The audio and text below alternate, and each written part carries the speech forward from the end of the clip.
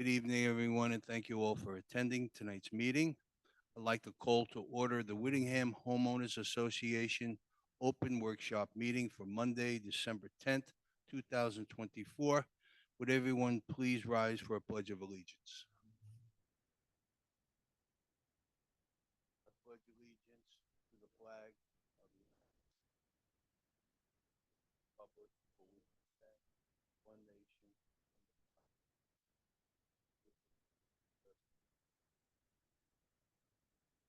All right, thank you. Matt, could I have a roll call, please? Yeah, everybody hear me okay? Okay, Tom Clark, Here. Jay Respler, Yeah. Bob Brown, Kathy Dodano, Joe Atanasio, Here. Kathy Clarkin Gleason, and Jeff Simonson. Thanks. Okay. Matt, do you have any reports for us tonight? Oh, we always have reports. You guys will get tired of hearing me talk tonight. Um, as you know, and we talk about every meeting, the Whittingham roof project is still underway. Weather's kind of putting us back a little bit this week, but when the contractor sees that the conditions are favorable and he can get a roof in, he's going to continue as long as he can through the winter time.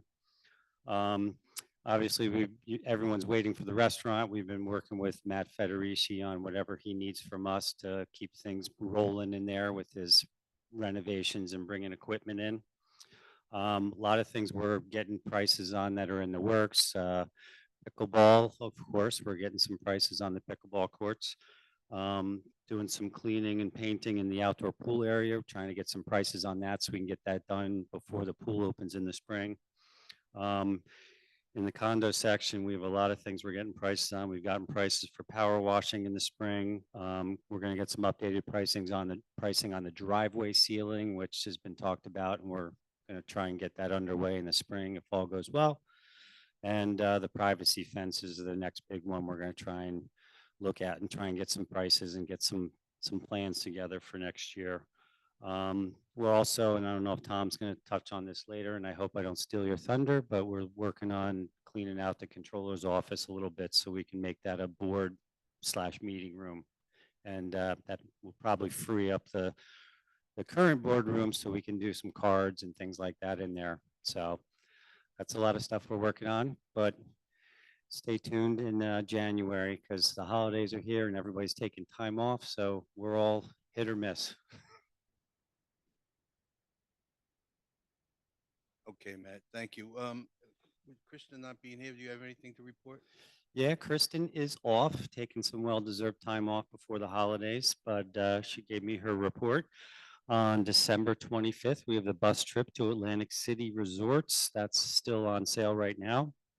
Wednesday, December 18th at 1 p.m. in the ballroom, St. Peter's University Hospital will have a lecture on a guide to financial wellness and safety during the holiday season. There's no cost for this, but we do ask that you sign up with the concierge so we have a head count. New Year's Eve party starts at 8 p.m. It is sold out, so right now we have a wait list only. Wednesday, January 8th, we have a bus trip to Parks Casino, and this trip is on sale now if you'd like to go. And Sunday, January 26th at 3 p.m. in the ballroom, we have a James Taylor Era tribute show, and tickets are on sale right now. Thank you, Matt. Okay, let's move on to the next item, which is item number 6, review of December 2nd, 2024 special open meeting minutes. Everyone will have an opportunity to review that, and we'll vote on that at our next action meeting. Let's bring us to number 7, a new business, parking resolution. This is an item that the board has been working on, and it basically has been delegated to a parking committee that worked on this. Jay Respler was chairman of that committee. Um, Joe Antanasio was also a member of it, and so was former member Sergi Sandu. He was a member of it also. So these rules and regulations that were emailed to all of you basically reflect the work that they did and working on the rules. Since this has been sent to you all, we've had some phone calls, and there was a review of item number 2 that's on the list. And we found out that number 2, through discussion, isn't really workable or enforceable. So the recommendation from the committee is going to be to delete item number 2 from that list. That's going to be taken under consideration tonight. In saying all that, I will now turn it over to Jay Respler, who headed up the committee, for his report. Okay, thanks, Tom. And I want to thank Joe for, I want to thank Joe for all the work he did in transcribing all our minutes. Most of the things here are self-explanatory. Tom said we're taking off number 2.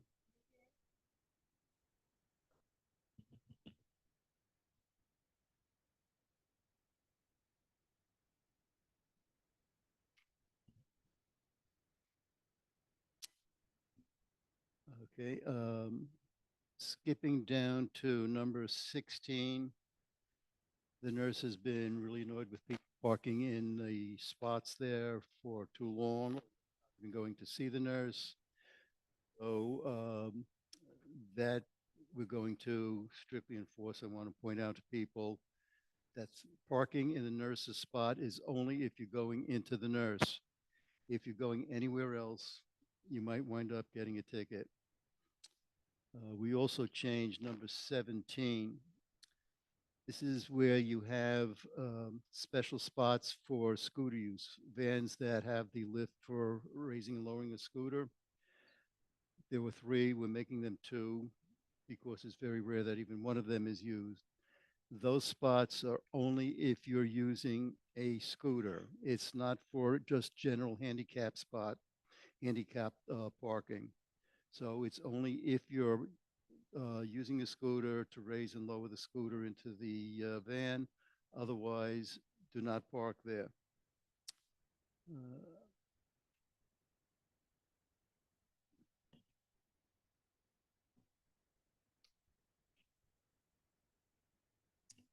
One big change that we're making in the handicapped area near the nurse.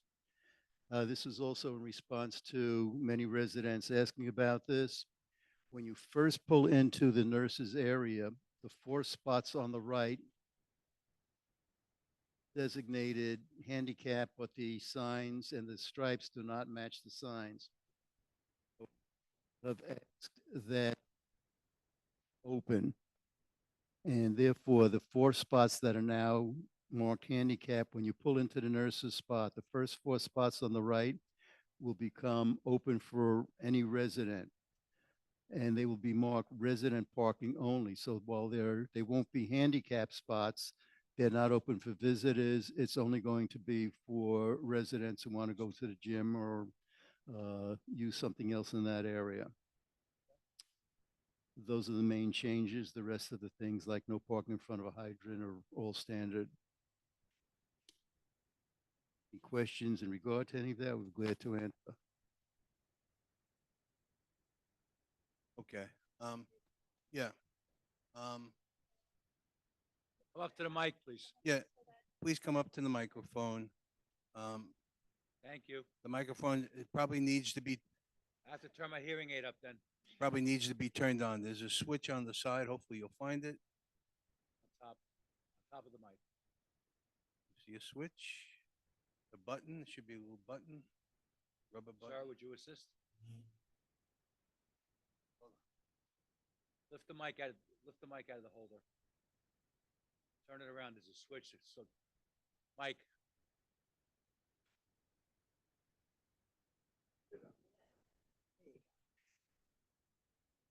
Eventually. Esther Pearl, 7 Ramsey Way. Okay, I've had an ongoing discussion for a while, and I'm very happy that we have now finally decided to do something about some of the parking. My interest is in numbers 13 and 14. Okay, overnight guest parking or community roads is prohibited without a permit.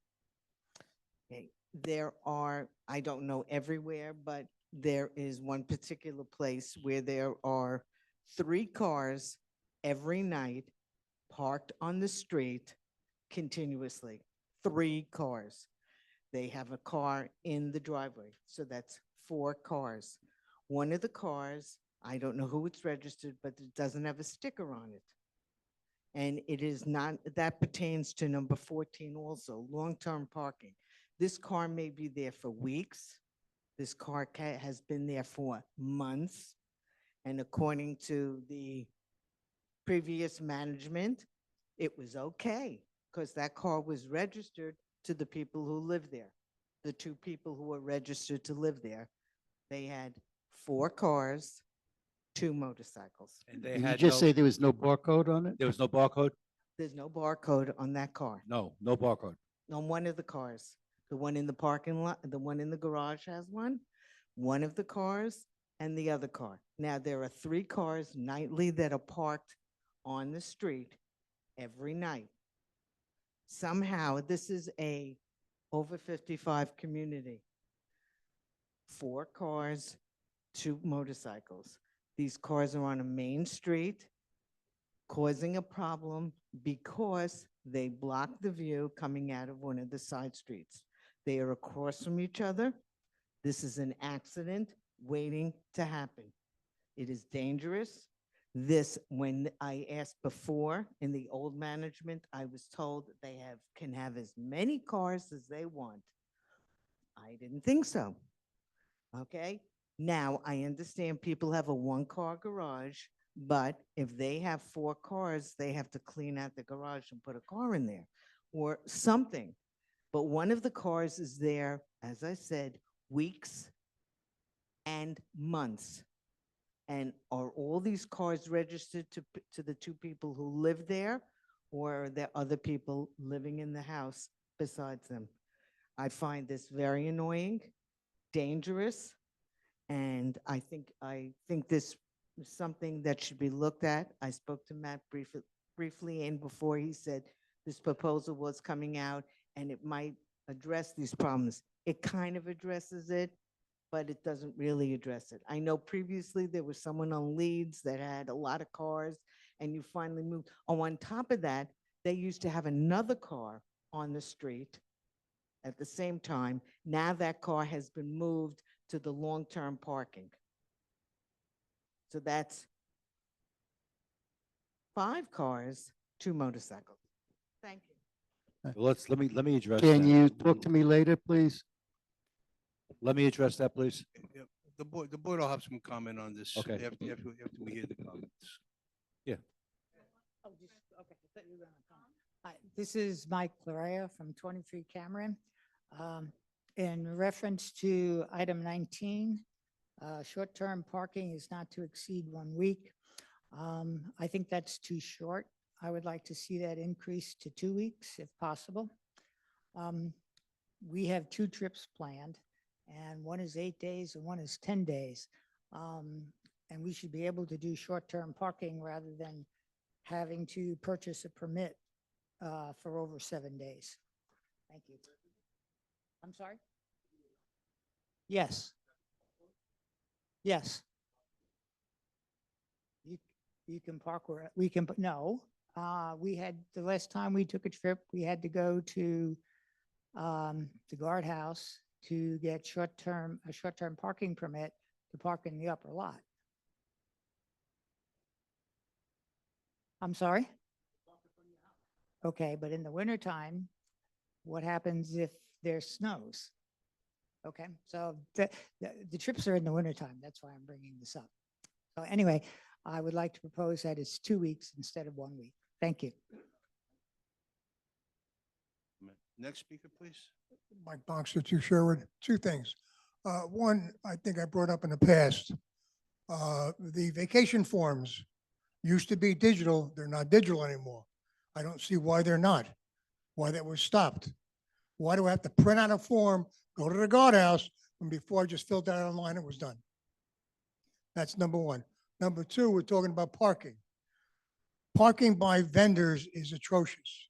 They all park the wrong way with these big trucks, especially one that starts with D. He's got a big trailer in the back with his equipment, and there's no cones outside. These vendors that park like that, mandatory, they should have a cone posted on both sides. Because a lot of I call them super seniors, they're older than me, that are driving, and they may not see the van. But there's a big issue of the vendors, contractors actually, lawn people and whatever, parking on the wrong side of the street because they're too lazy to come around. I think that should be addressed. And I think security, if that's what they are, driving around should tell them, move your car, move your truck and come around the other way. That's their responsibility as far as I'm concerned, if they're driving around our community. Thanks, guys. Thanks, Mike. That's number 7. We're talking about parking is only permitted on the side of the road in the direction of travel. And that's going to go for everybody, Mike.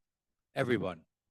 Okay, but I have to understand that the resident or a resident needs to have, if you see something, say something. I know I will. But if you see a vendor parked on the wrong side of the street, especially a landscaper or a moving van with a huge truck, it's wrong. It's wrong. Okay, make the call. And that's going to be addressed. That's important to me, especially important because I travel Whittingham Drive a lot at night. And when people are pulling over on the wrong side of the street at night with their brights on, it's a problem on that winding road. And if there's someone on the correct side of the road with their brights on, and I'm coming the other way, or someone that doesn't have Hawkeye vision, it's disorientating, and it's going to result in a problem. And here's the problem.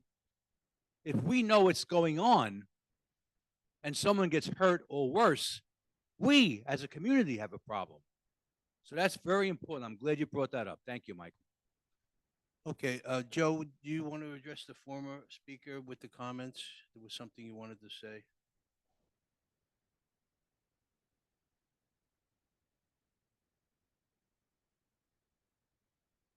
If there is someone parked on the road without a barcode, again, if you see it, say it.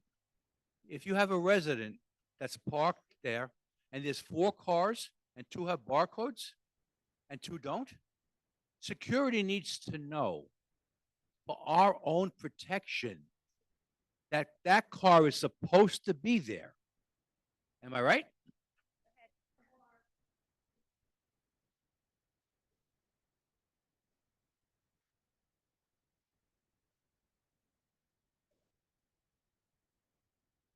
Well, this is the previous security, the previous management, and the previous board.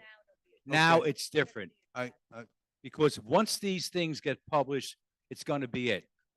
yeah, all right. So your point is well taken. We understand your point.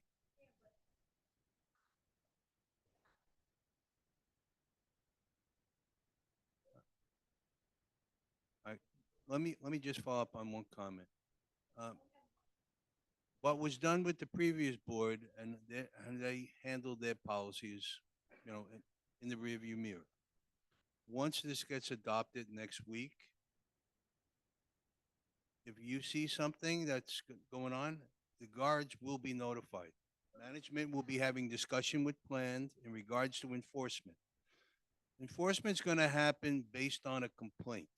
So if you have a problem, you call, security will come out, they'll observe the issue, and if it means writing a ticket, they will. That's how the policy is going to work. They're not going around, security's not going to be driving around the community looking for things. But when things come to their attention, mostly through homeowners and a complaint, they will investigate it, and if they see it's warranted to write a ticket, they will. Any other comment? Okay. So this will be on for reading at our next meeting. We'll adopt it at that point with the changes that were recommended. And we'll email that document to everyone with the changes, just like we did this one. So it'll be reflected. Good. You got to come to the microphone. You got to get picked up for the record.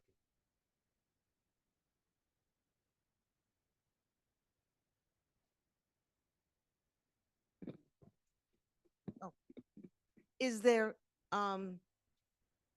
a limit to how many barcodes each household can have?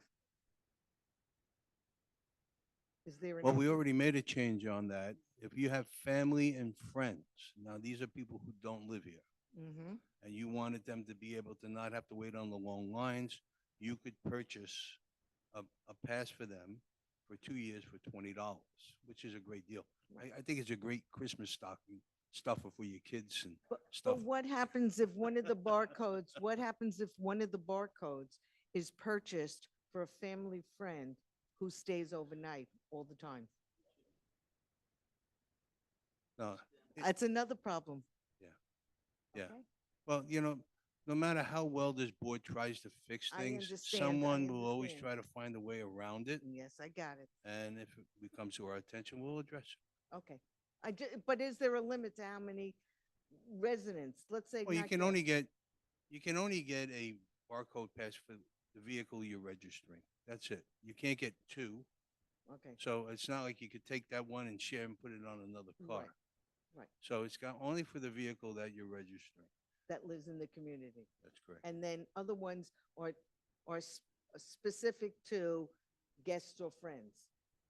Yeah, well, family and friends. So Family, people who are coming in to visit you, they don't want to wait on the line. They're Right. able to come in. My kids wait on the line. They don't Okay. have a barcode. It's certainly an option, I know a lot of people come on Saturdays or Sunday when that line is very Okay. long. But they and- can only have one. In other words, Tony, if there's yeah. two people living in the house and two cars are registered, you can only have two. You can't have three, four, That's correct. five. That's correct. Thank you. Okay. As far as I am aware, we were limited always to 3 vehicles per household. That's what I understood. Now, Matt, I have a question for you. With these friend or family, they should be family. Friends come and go more often. Family members hopefully do not. With these family barcodes, is there a differentiation? Is there any way to determine that this barcode is for family and this barcode is for your vehicle? A household vehicle? Well, the vehicle is registered, that security puts it on, it's the homeowner, right, that has to sign off on it and purchase it. And they give us all the information of the car and who it's for. So we can always look that up in our system to find out who it is.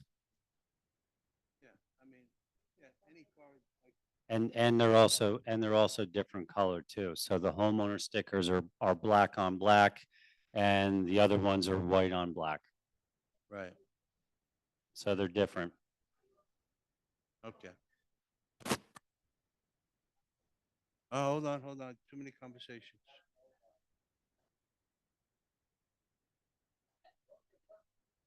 Okay.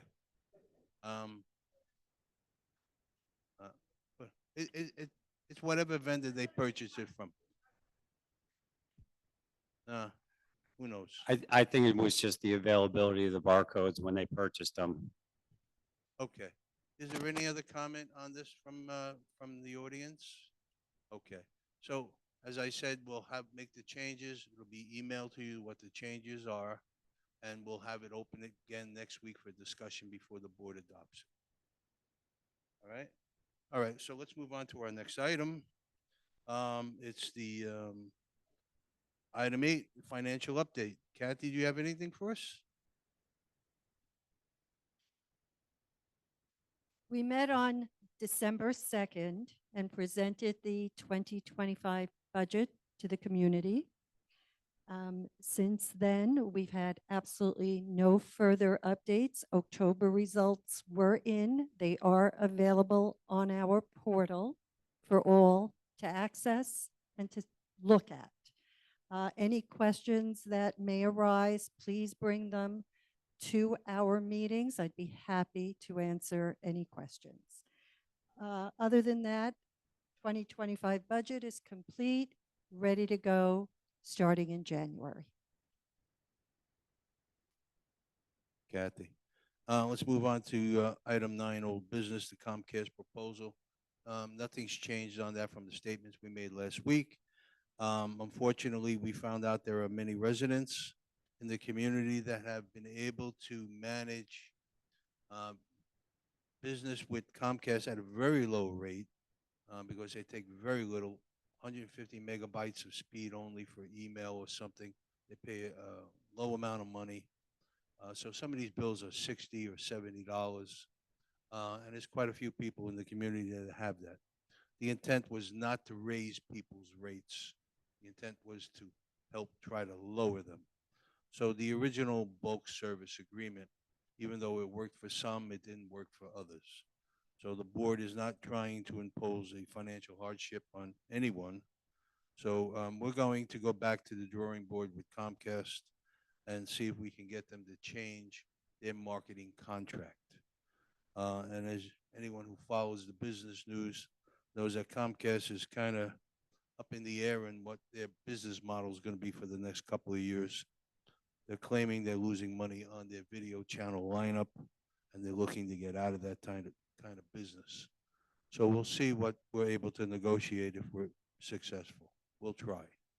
But other than that, nothing's happening at this point. Everything will remain status quo. Going on to the next item is the open forum. Does anybody have anything else they would like to speak about tonight? Any other items? Okay. Anyone on Zoom? We did have one email come in from Donna Hornby at 51 Leeds, and this was regarding the parking with rule number 2 that states that parking on any roadway that restricts the flow of traffic is prohibited. And she wanted to know, does that mean that street parking on narrow roads such as Leeds Lane is not allowed? And I think we just kind of addressed that because we're taking number 2 out of the parking resolution. But Right, we're Jay, if you'd taking like to some- comment. We're taking 2 out anyway, so that's the Right. answer. Anything else, Matt? One more person on Zoom wanted to chime in.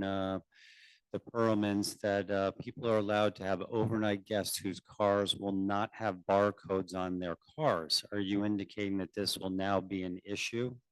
I don't believe so. No. Again, everything is. The way it gonna be- worked, the way it worked in the past when I first moved in here, and I think I'm gonna probably put together something that when you have a guest that you know is gonna spend the night, okay, if you call security, I'm having my buddy John Pachagalupi, for lack of a name, he's staying over, okay?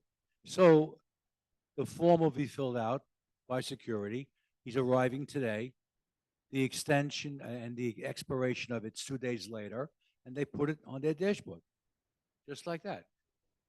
The reason for this is because security needs to know that the car that's parked in front of that house is supposed to be there. That's the reason for it. So that's what I'm going to do. I'll try to create a sort of a document, Matt, or a pad we can fill up. We had one in the past. I don't know why it was taken away. Maybe we should go back to that. Right. Can you look into that and report next week in regards to having some kind of a document prepared that could go on the dashboard identifying the visitor? Absolutely.